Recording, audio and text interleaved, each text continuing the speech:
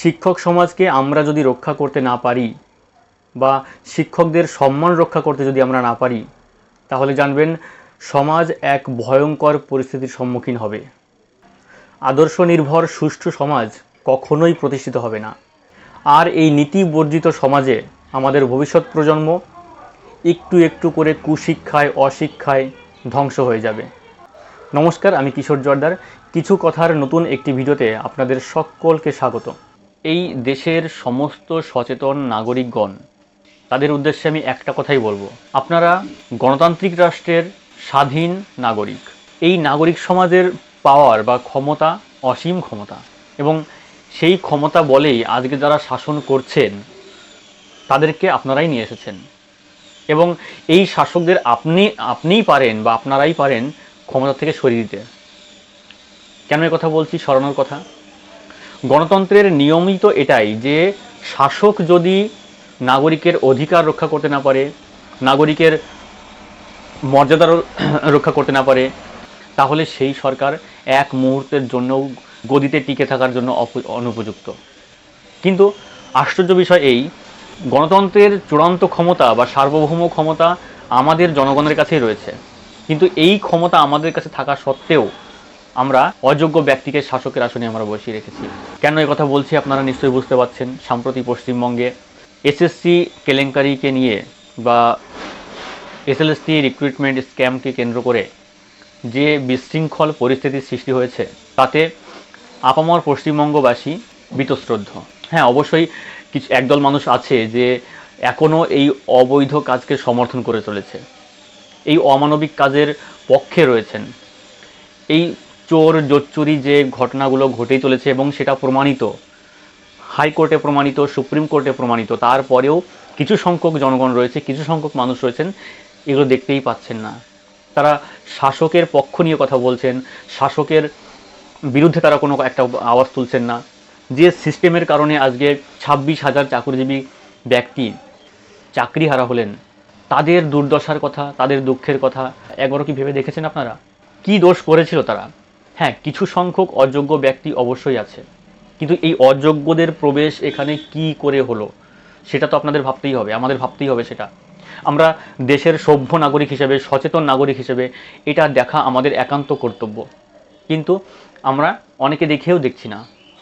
যাদের চাকরি গেছে, যাদের যাদের অন্য সংস্থানের একটা ব্যবস্থা ছিল, সেটা যখন চলে গেছে তখন তারা তো দিশেহারা। যার অন্ন জোগাড় করার মূল যে ব্যবস্থা সেটাকেই যখন কেড়ে নেওয়া হয়, তখন তাদের মন মানসিকতা, তাদের চিন্তাভাবনা কি হতে পারে? আজকে যারা চাকরি হারিয়েছেন তারা তো কেউ জঙ্গি গোষ্ঠী নয়, তারা তো কেউ অ্যান্টি সোশ্যাল নয়, তারা কেউ ক্রিমিনাল নয়। তাদের ন্যায্য হকের দাবিটা, হকের চাকরিটা যাতে না যায়, যাতে তাদের এই চাকরিটা সুরক্ষিত থাকে, সেই চেষ্টাই তো তারা করছেন। এটা কি খুব অন্যায়?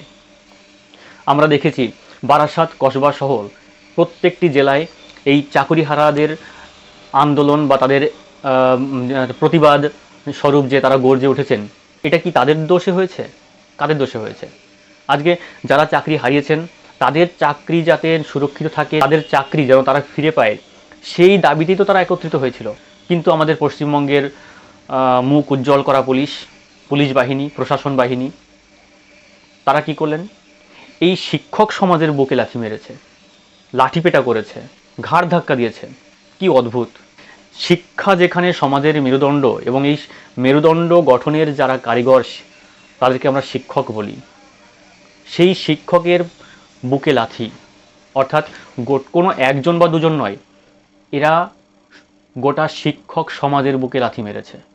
যারা সুশিক্ষিত শিক্ষক রয়েছেন, হ্যাঁ আমি সুশিক্ষিত শিক্ষকই বলছি, কারণ এই ঘটনার পরেও শিক্ষক সমাজের এক অংশ রয়েছেন যারা এই যে অন্যায়, এই যে অত্যাচার, এই যে শিক্ষক সমাজের উপর যে টর্চার দেখতেই পাচ্ছেন না, তারা নির্বিকার হয়ে আছেন। উল্টো দিকে এই অন্যায় যারা করেছেন তাদের হয়ে তারা ডিফেন্ড করছেন। অদ্ভুত লাগে ভাবতে এগুলো।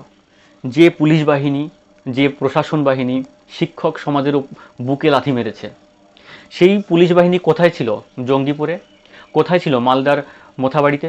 তাহলে আপনারাই দেখতে পাচ্ছেন যে কিছু কিছু ক্ষেত্রে বা কোনো জায়গায় প্রশাসন, পুলিশ আন্দোলনকারীদের ভয়ে নিজেদের প্রাণ বাঁচানোর জন্য আশ্রয় নেয় কোথাও, আর অন্যদিকে যখন কলকাতার রাজপথে সিস্টেমের বিরুদ্ধে, অন্যায়ের বিরুদ্ধে প্রতিবাদ হয়, কেউ নিজেদের হকের দাবিটা আদায় করার জন্য যখন সিস্টেমের বিরুদ্ধে আন্দোলন করতে থাকেন, তখন তাদের কপালে জোটে লাথি ঝাঁটা।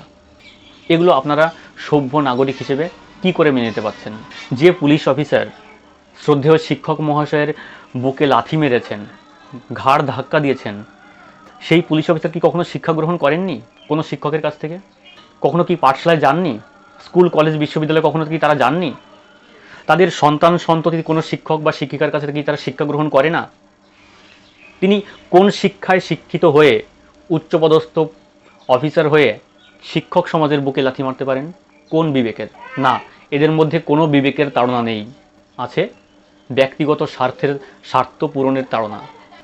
আরেকটা কথা ভাবুন আপনারা, যে দুর্নীতির কারণে এত এত চাকরিজীবী মানুষের চাকরি চলে গেল, সেই চাকরিহারা শিক্ষক শিক্ষিকাদের আশ্বস্ত করার জন্য, তাদের পাশে থাকার বার্তা দেওয়ার জন্য মুখ্যমন্ত্রী নেতাজি ইন্ডোর স্টেডিয়ামে উপস্থিত হয়েছিলেন।